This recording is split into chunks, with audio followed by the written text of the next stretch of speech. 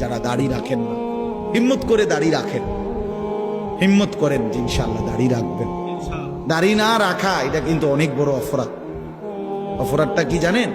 অপরাধটা হলো যে ব্যক্তি দাড়ি কাটে নিয়মিত, আমার কাছে মনে হয় সে আল্লাহর সাথে বিদ্রোহ করে এবং আল্লাহকে বলে ডাইরেক্ট যে খোদা আপনি দিবেন আমি কাটব, আপনি দিবেন আমি কাটব, আপনি দিবেন আমি কাটব, আমি বেড়া হইলে আপনি খোদারে দেখায় দিব, আপনি দিতেন পারেন কতক্ষণ, আমি কাটতে পারি।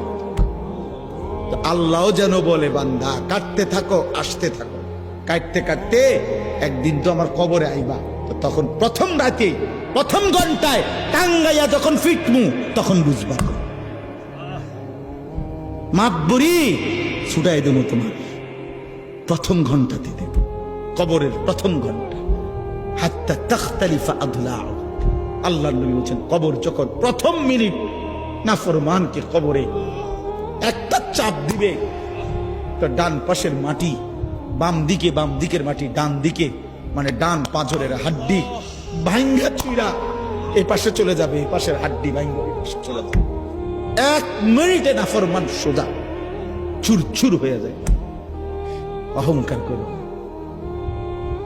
মাতবরি দেখাইও না। সবাইরে বললাম কেউ বড়াই করেন না।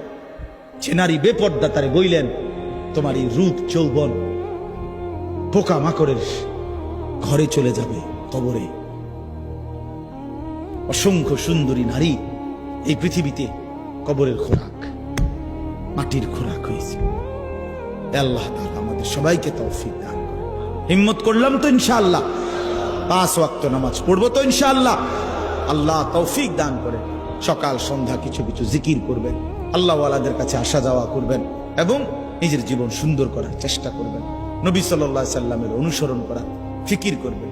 আল্লাহ তাআলা আমাদের সবাইকে তৌফিক দান করুন।